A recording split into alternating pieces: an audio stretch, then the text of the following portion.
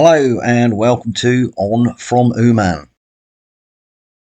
The Soviets have broken through the German defences and are now poised to conduct a flank attack against an important logistics hub at Hrushka Potato Farm. Furkov and Pukin are in action again. As we enter the fifth scenario of 6, you can see that the two sides are neck and neck and it's 2-2 at the moment. In the flank attack scenario, the attacker must capture and hold one of 2 objective markers at the end of the game. The ticking clock and final countdown are available. So looking at the ground for the scenario, the Hrushka Potato Farm is top right. There's a small stream running from bottom to top of the table with a road and culverts going over that. The 2 objectives will be the culvert as it crosses the stream and also the supply dump in the farm itself. For the patrol phase, the Soviets had 2 groups of 3 markers, one coming on from the left of the table as we look, and one coming on from the bottom. The Germans also had 3 patrol markers, but had to stay in the top right-hand quadrant of the table. At the end of the patrol phase, both sides could place 3 jump-off markers. The Soviets have one on the left behind the trees, one bottom left on a bit of high ground by the trees, and one on the right in the dead ground behind the trees. They will also have a road for the vehicle entry point.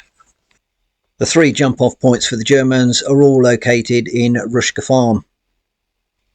Both sides will start with a force morale of 9 and the Soviets 2 chain of command points.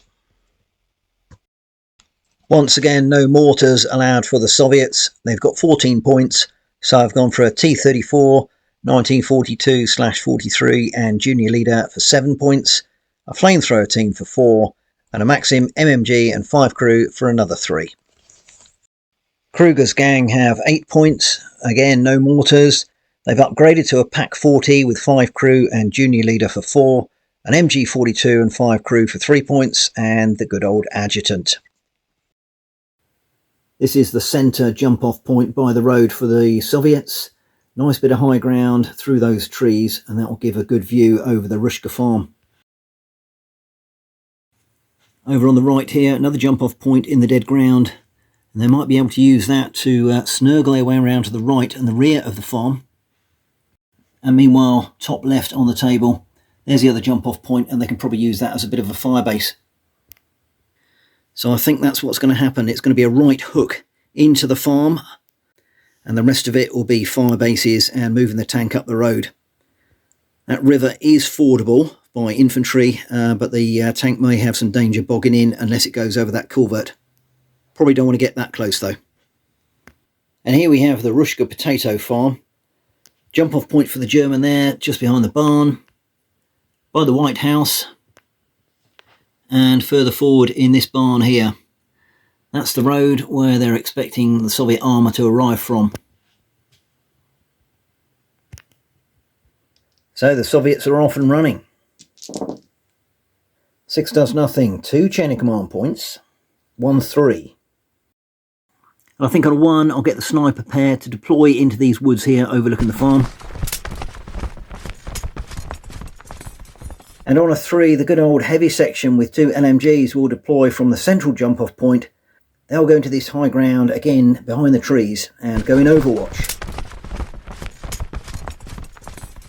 German phase. Poor roll. 6 does nothing. 1 chain of command point. 1-1-4. And I think at the moment they'll just wait. Double phase for the Soviets. 1 chain of command point for the Germans. 1-1-3. On a 3, the T-34 will come along the road, and the junior leader will place the gunner into overwatch. And on 2 ones added together, another Soviet section will deploy here into the dead ground. And they'll be moving forward tactically when they can. Follow on phase. Well, here we go, 6-tastic, so double phase again. Germans pick up another chain of command points. They're on 3. 1 for the Soviets. They now have 5. 3-4. On a 3, the final Soviet section will deploy into these woods here, also going in overwatch. And on a 4, it's an early appearance for Furkov as he comes in on the right, and he'll be leading the assault himself. End of phase. Well, no double phase this time, but that's extremely useful for the Soviets. 1, 2, 2, 3, 4. On a 2, this section will move over here. Just the 2 dice because it's through the trees. But that's ideal.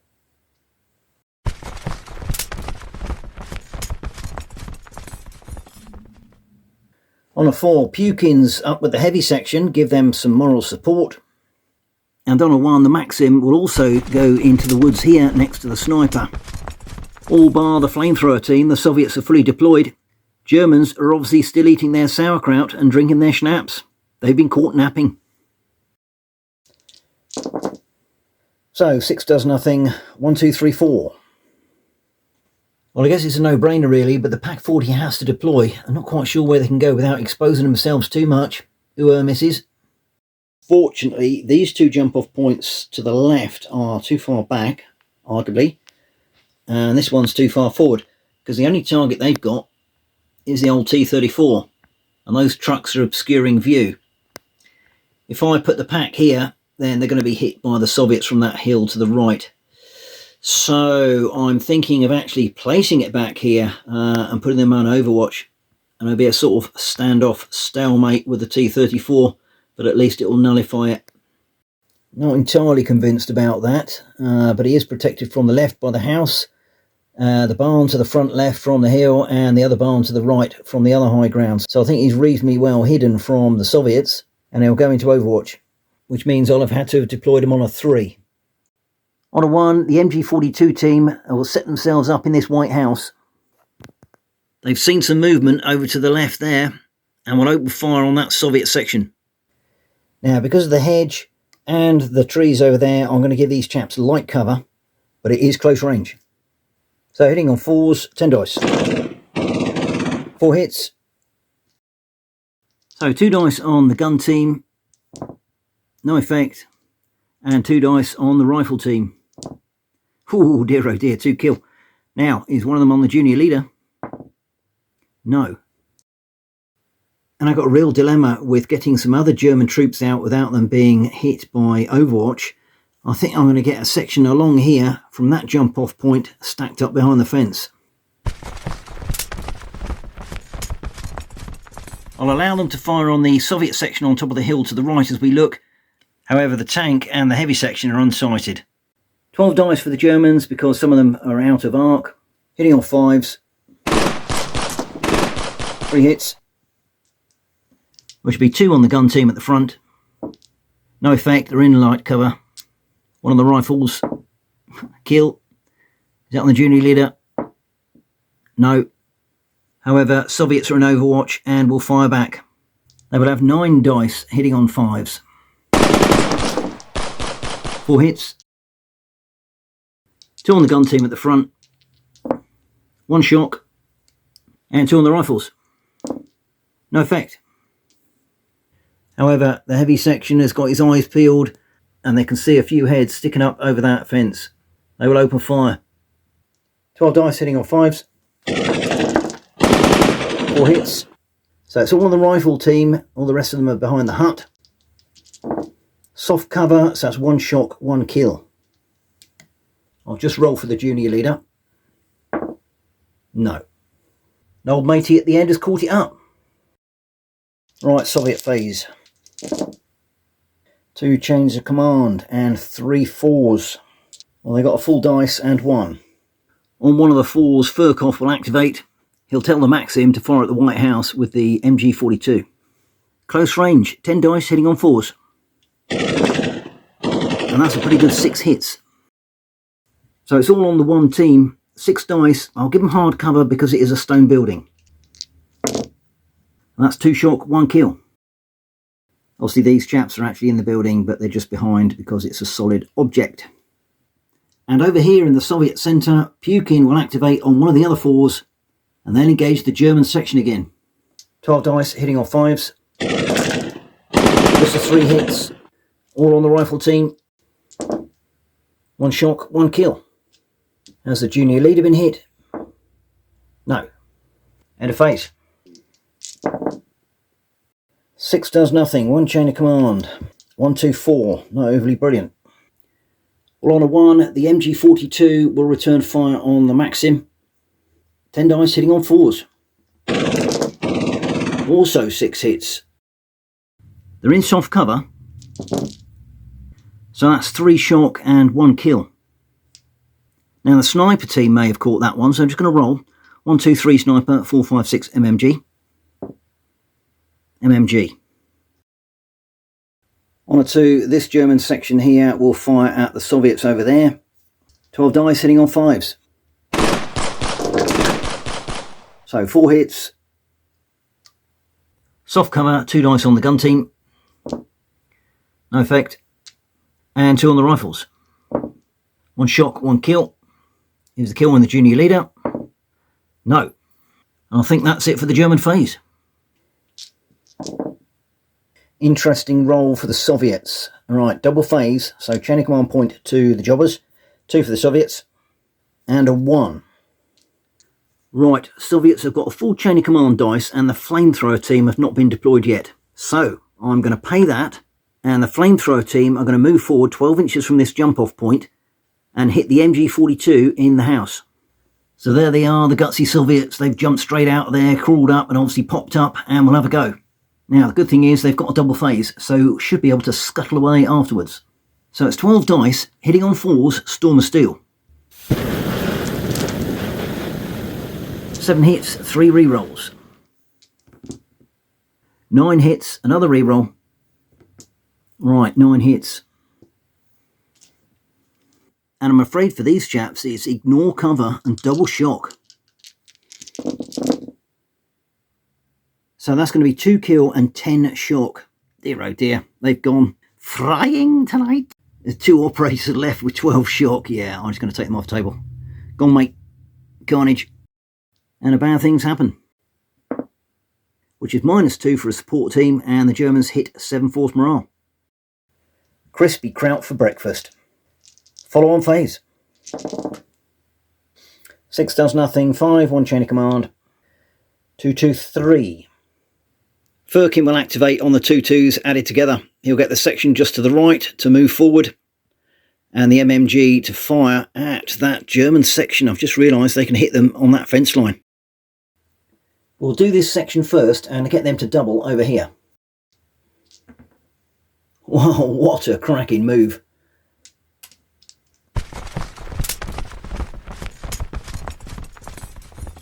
After that Olympic qualifying sprint across the muddy field there, obviously it was dry, not too muddy, they've got right up to the hedge there, and they have now outflanked the German position, right up the Pack 40's arse.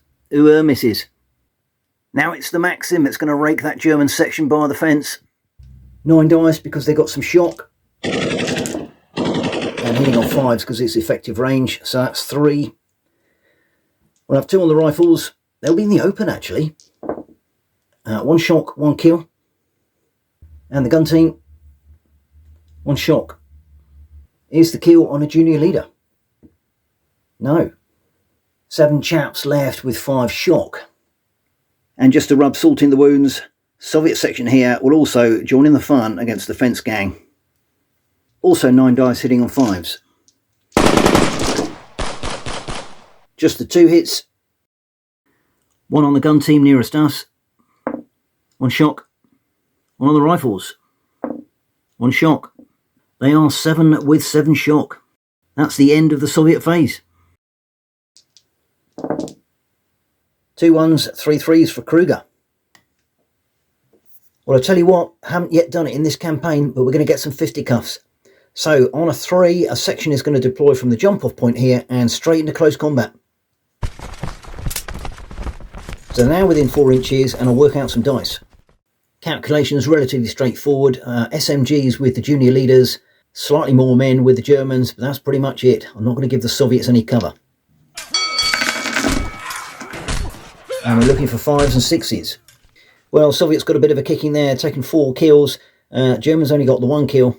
I'll sort that one out.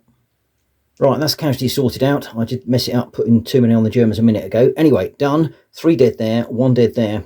Roll for junior leaders. Soviets first. No. So that'll be a gun team gone. Shock will go with them. And on the Germans, No. So bad things happen for a team being lost for the Soviets. -1, Soviets are on 8 force morale. And it's a defeat by 3 for the Soviets, so they've got to retire 12 inches. And they take another 2 points of shock, so they're cowering there, but they haven't made it to the woods, they're still in the open. On one of the other 3s, another section is going to come out from this jump-off point, clearly been having a party in the White House, come around here, line themselves up on the hedge, and it's going to be a turkey shoot.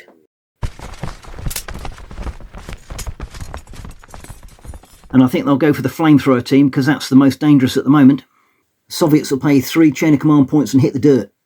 18 dice hitting on 4s. Well, just below average, 8 hits. Now they're in soft cover because they've hit the dirt. 1 kill, 4 shock. So that's 2 left with 4 shock. They're going to rout. 5 plus 6 is 11. And there they are, the 2 remaining Flamethrower operators scuttle back into the low ground there behind Furkov, and they'll try and sort themselves out. And on another 3, Junior Leader will activate here and get his section to fire at them. He'll take a point of shock off as well. 10 dice hitting on 5s. 2 hits. 1 on the gun team. Shock. 1 on the rifles. Kill. Now, is that on the Junior Leader? No. End of phase. Well, now, in my excitement, I forgot to do 2 bad things happen. Shame on me. Firstly, for the section, or rather the team that broke and ran away from the close combat. Well, that's -2. And secondly, for the Flamethrower team. That's another -1. And the Soviets are on 5 force morale.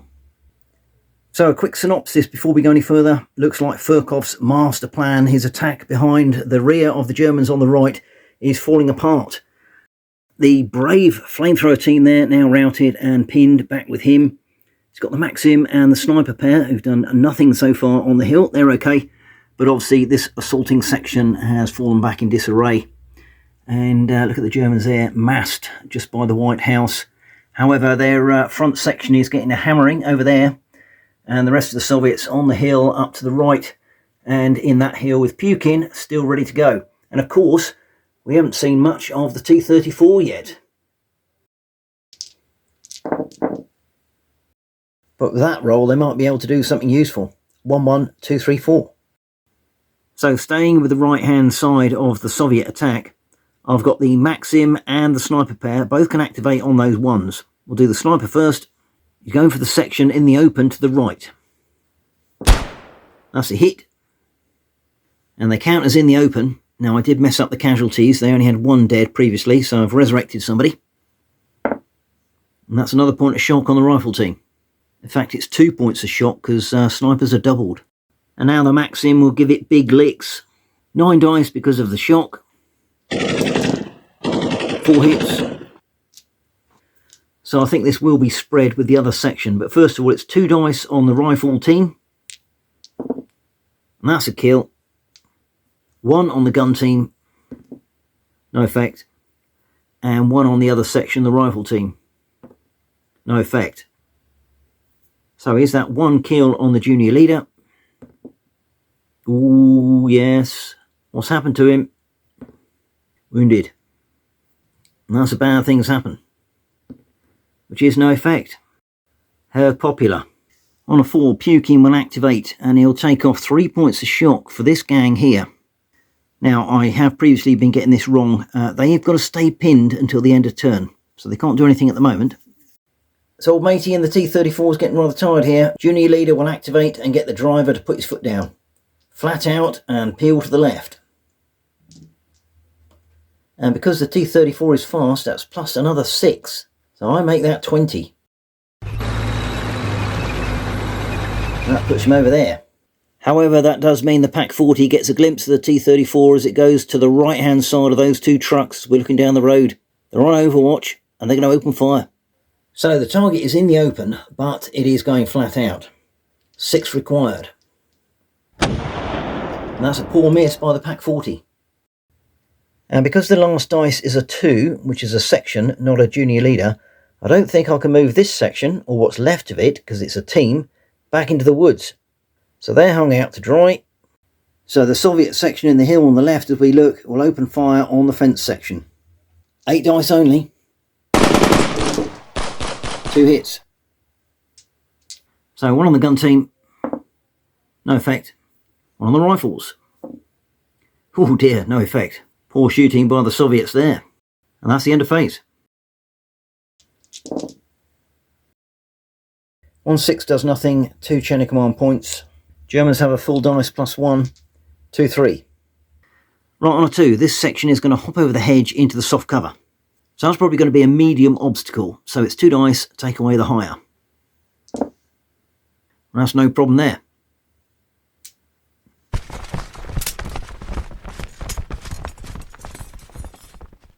On a 3, this section here is going to open fire on the Soviets in the open ground. This might be nasty. 15 dice hitting on 4s. Well, that's 6 hits. They're in the open.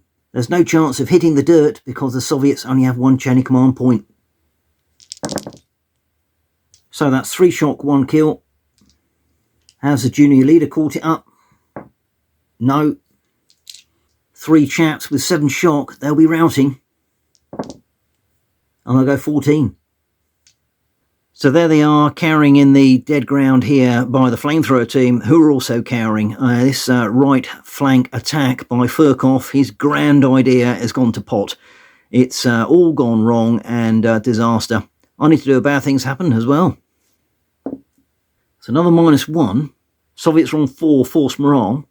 And I tell you what, before the end of phase, the Germans will play a chain of command dice, initiate the ticking clock, and that means the Soviets drop another 1 to 3 force morale. Well played, Kruger. So the Soviets hit 3 chain of command dice. Not overly useful. 6 will do nothing. 2-4. Well, Furkov is rapidly losing control of this. He'll activate on the 4. I guess he can tell the Maxim to open fire, and he can't get any shock off these because he's too far away, but is it worth it? Probably not. Take a point of shock off these. Dear oh dear, that's probably about it. He'll move over to the Maxim anyway. Alright, they will fire. 9 dice at White House section. Well, that's a good hit, 6. 3 on the gun team on the left. 2 shock. And 3 on the rifles. 1 shock. Unfortunately, I can't activate the T-34 on a 2, so it will be the section in the trees, top left, firing at fence section. 8 dice. 3 hits. 1 on the gun team. No effect.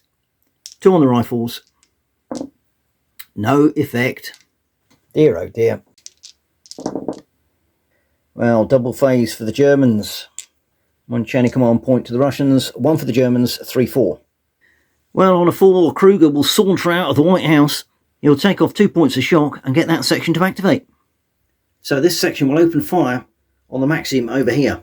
And it's 14 dice. Hitting on 5s. Well, that's 6 hits. Soft cover,